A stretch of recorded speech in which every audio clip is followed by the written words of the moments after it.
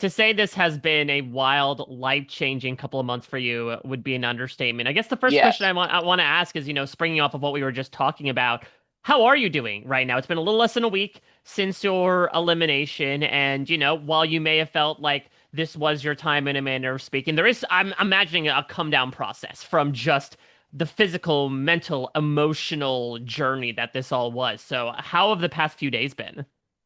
Uh, oh, I mean, they're mostly good, but yeah, there is kind of like a withdrawal just because it is such a consuming thing, that there is just kind of the rearrangement of like, oh shit, I got a whole. I'm sorry, I should probably not swear. Like, oh shoot, I've got a whole day to figure out what to do with myself. I mean, luckily, I have a family and other things to do, but it's been being able to be home and is nice, and my 5-year-old has already been telling me, like, I'm glad you're home, daddy. So that's nice to hear. Much better than the opposite. Um, and, um, and my body certainly is appreciating. I mean, from the first day, because eliminated Tuesday, then Wednesday, and Wednesday would have started to, in preparation for the semifinals, it would have gone up to 6 hours a day of rehearsal. So, and the previous week had been 5. So, not having to go and dance for 5 or 6 hours, I could tell by the end of Wednesday, I was already kind of starting to heal, because it's a lot on your body, and it's not, I'm the oldest one there, but even like the youngest, fittest people are in pain, and and going to because there's an on staff, there's a physical therapist there, and we're lined up to get our knees lasered or whatever, and a different electric stimulation and compression treatments. It's a lot for a human body to go through. Well, the good news is you went out on top. And if Yeah, I donning guess. one of your best outfits to date, Andy, I have to hear the origin story of this ab look you had going Yeah. on. Was this a concept from you? Was it a concept from Caitlin, a third party? No, How did no, this it come was together? no, that was it was 100% Emma. Emma, I left, like the conceptualization of the dances and obviously the choreography. Although, it did get to a point where, because choreography is a really interesting thing, because it's nobody writes it down. It's just kind of held in the choreographer's head in a way. And there would be moments, and there was constant reconfiguring. There'd be, an end of a kind of a run. There's a run of steps, and then there's a moment, and then you another run of steps. And she was constantly kind of figuring out, like, I need something different here. And there were times when I did start to be able to go, what if we did this, or what if we did this? And she would actually be like, that's not a bad idea, like, where I kind of got a sense of like, this would be. But I mean, that's less dancing and more sort of, I've produced things, I've directed things, and it's kind of like, and I'm also, my whole career has been, we need something here in this spot, and usually it's a joke. And so I've been doing that for years and years of like, what is a thing that could go in there that would work? So I can do that, but it's all up to Emma, and she had this idea for this shirt because, like, she knew, especially with Dylan, like Dylan is very fit, and he and Danny make use of that frequently. So she knew that would probably be an aspect of their dance. So I think she's like, thinking not even so much strategically as like what would be good, and I mean, and it was, in this case, what would be funny, what would sort of like, what can we, because I definitely had a different game than most of the people on the show. So it's sort of like, there's going to be this moment, again, filling in a blank. There'll be a moment at some point in this that we can answer to the other person's game with something from our game. And this was one of those. And I told her, I said, if we on the Conan show had written in something where there's like an ab t-shirt, we would have said like, oh, it's corny. Like that's too, like that's, like an ab t-shirt. Like that's, but on the ballroom floor, it's perfect. It's Hmm. hilarious and perfect. And especially, so many of the dances are smoldering and sexy that it's really fun to make one that's jokey, smoldering, and sexy. Smoldering and sexy still nonetheless, even if you take the Yes, joking indicator away. Well, sure. what was it like working with Caitlin? Because I imagine that given, how busy your schedule was, there probably wasn't a lot of like, interactions you were getting with previous people who had been on Dancing with the No. Stars. Yeah, so what was it like getting a lot of input from someone who had not only gone the same path as you, but won the whole thing? Well, um, it was well, it was a new dance partner, and honestly, I mean, she's a better dancer than I am, and a more experienced dancer than I am. But she was a lot more rusty, and she would say that like, she hadn't really danced for a while, but I had been dancing for a few months straight. So there was a part of it that I was kind of more just, in practice for it. Um, and it was unusual for us to dance with somebody else other than a pro. For me, for Emma, it was the first time I'd really danced with somebody that wasn't Emma.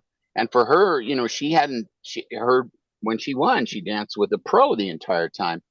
So it was, I mean, we would say it's like, and we had one rehearsal that was just us, and just the two of us. And we said it was like, having a class without a teacher.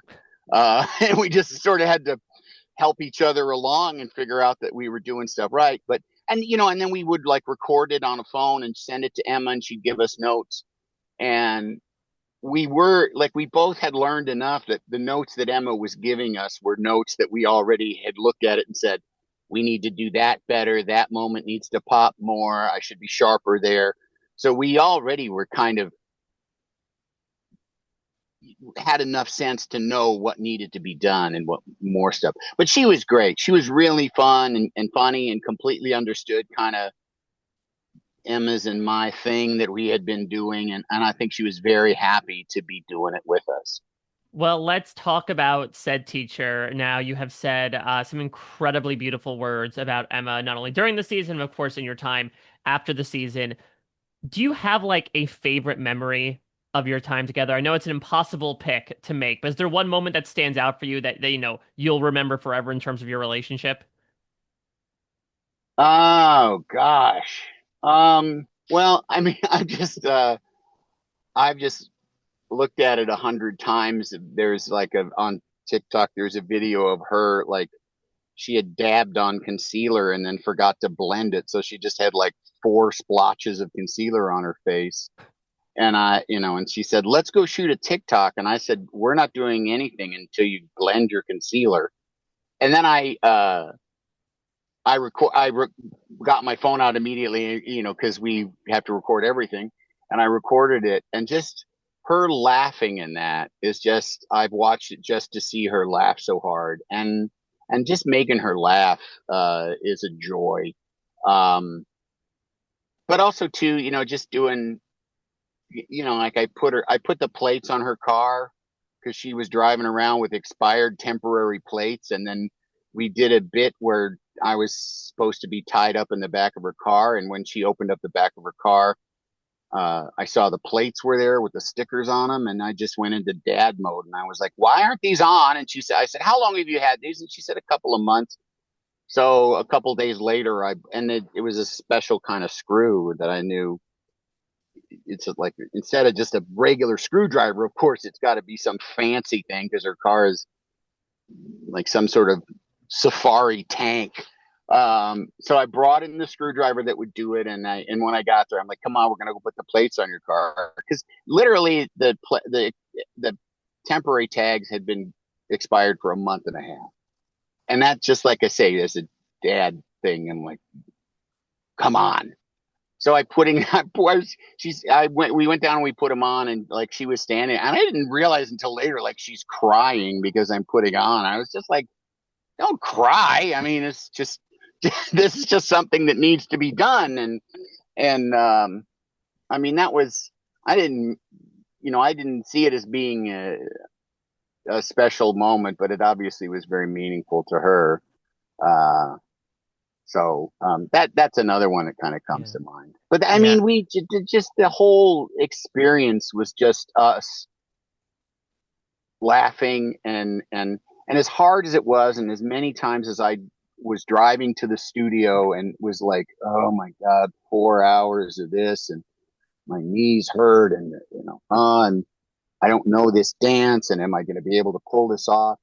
There was always her there, and there was always the laughter and the fun, and honestly, like doing the TikToks, doing the silly videos that we ended up doing. That was just playtime. It wasn't. There was an element of it like, okay, this is part of this game. This is part. We're on a show. It's a competition, and there was an element of like, this will be good for us. But that was way down in terms of driving motivators. It was just because like, oh, here's a fun one. This will be fun to do this. Yeah. And when you ask like, what's the adjustment? Like with Emma, withdrawal is a big one. I mean, we still are texting each other all the time, and we've seen each other a couple of times. And she was on my podcast on Thursday of last week, and that comes out tomorrow, and we talk for about 90 minutes on that. So I have seen her, but it is like, we had a daily play date for about 3 months, and it is kind of hard Yeah. to not have that. Well, you've also spoken about the fact that, you have seen the comments that have been levied your Emma's way throughout the season. Some of them have been incredible. We love the fandies. And of course, there Yes. have been those that feel like Andy's the worst dancer. If he wins, it's the worst season ever, all that type of stuff. Now, obviously, you come from the industry, you have a relatively thick skin. So what was your reaction? Were you surprised by those types of comments you were getting, especially as the season progressed? Well, the first thing I was surprised at was how big the movement behind us got, and Mm, how creative it got. And when, you know, just first it was the videos of people freaking out when I made it through another elimination, where I was like, wow, this is really mattering to people. And then things like NFL teams and Major League Baseball teams tweeting kind of,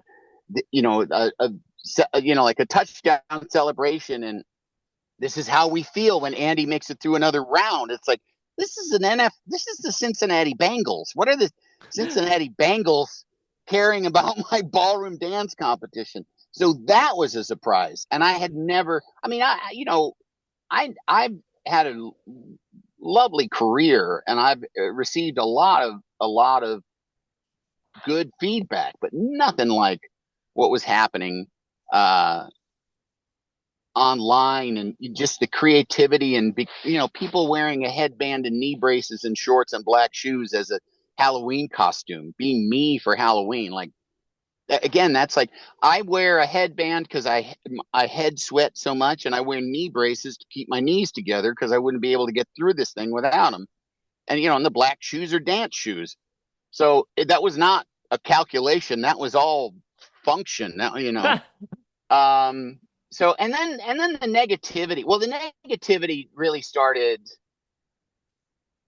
I think, after Danielle. I think it was like 1 week too many for a lot of people. mm, After Danielle was eliminated, I think a lot of people just were pissed, and they were just angry. And there's a lot of it that's just on its face sort of very answerable, which is, people that are like, it's a dance competition. No, it's a reality show. yep. It's not a popularity contest. Yes, it actually is. Just like a presidential election, that's a popularity. Yeah, people vote. They're going to vote for who they like best, meaning the most popular. So yeah, it is kind of a popularity contest. It's dancing with the stars. Yeah, dancing with the stars, like people who aren't used to dancing. So, and also the bottom line one is, vote for your favorite dancer, not the best dancer. So favorite, that can mean lots of different things to lots of different people.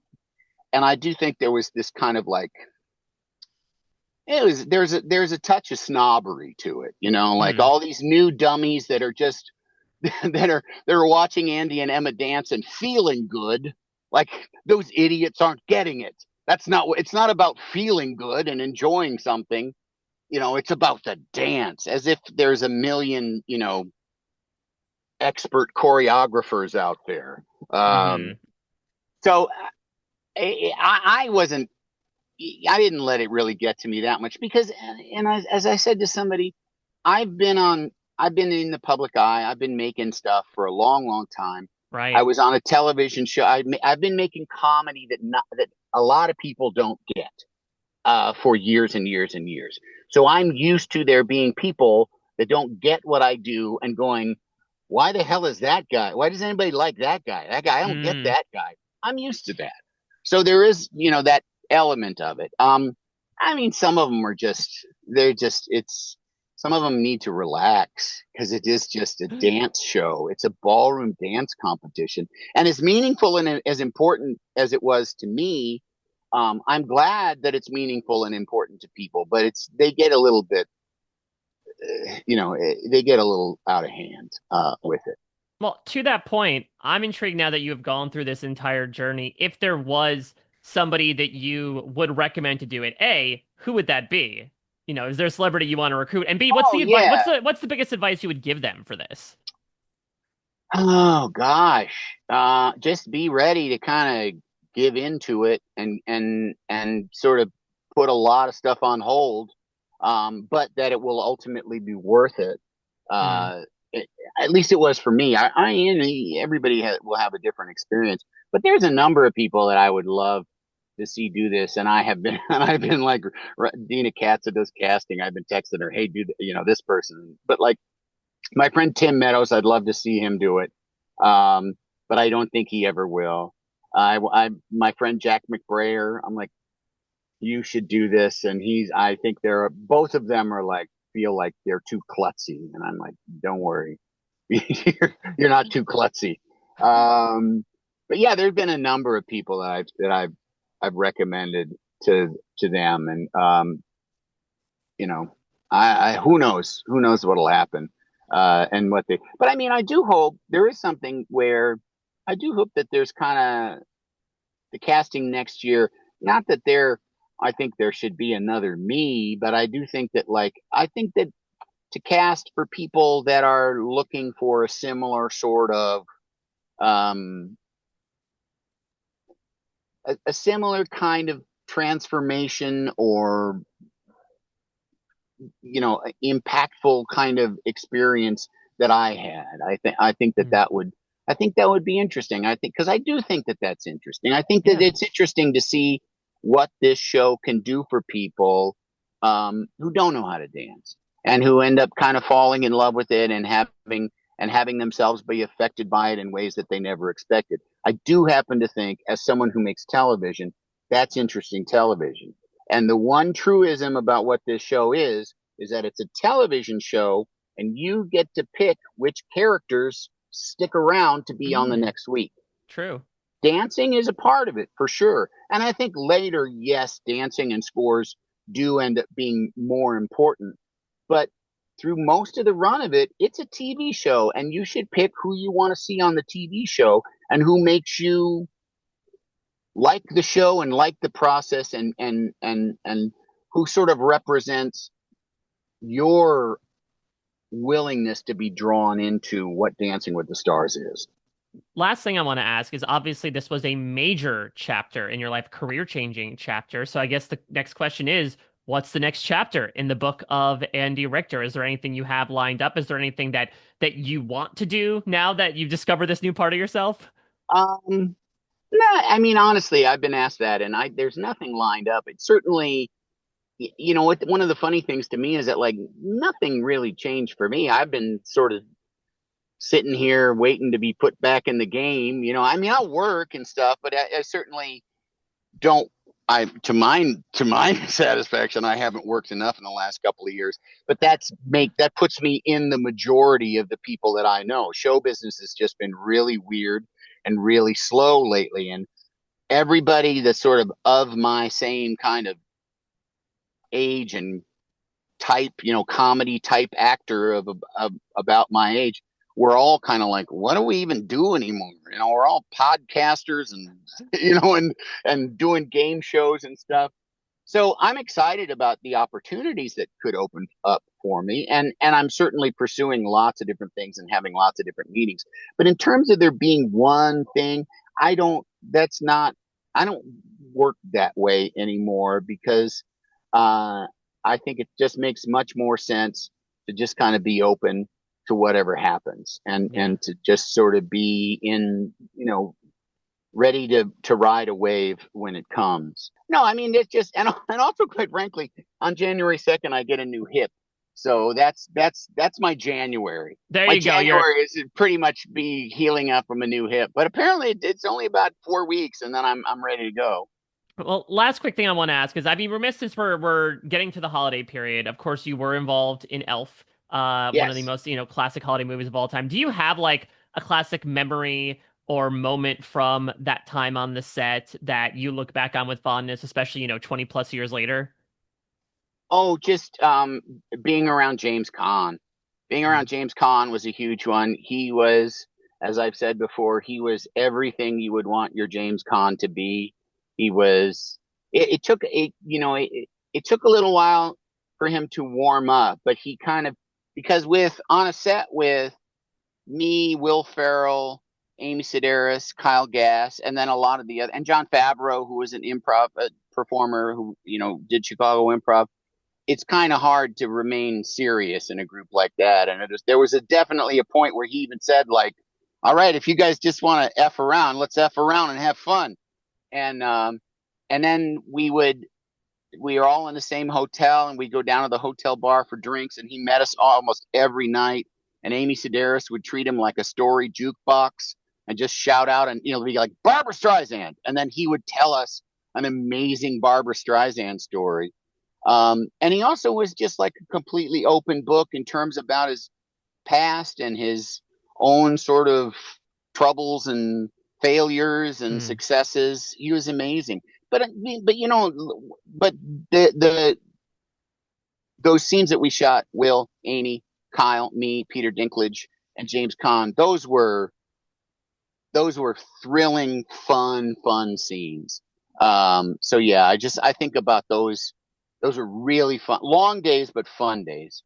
I mean, listen, you hear about long days, fun days, you hear about somebody warming up to, the settings around you, and it sounds a lot like your own journey, Andy. And Yeah, listen, I know that, I'm one of many voices that have lavished you with praise with everything you brought your whole self to this experience, but let me continue to do so because this was truly special. I think, through it all, you walked away with something that makes you feel better about yourself. You've said so many beautiful quotes about what this experience and what Emma has meant to you, and it heartened me so much to see you so heartened at the same thank you, times. So thank you. thank you so much for everything you brought to our screens, for everything you brought to this interview today, for everything that's coming up next. This was truly a pleasure. Oh, To thank you so much.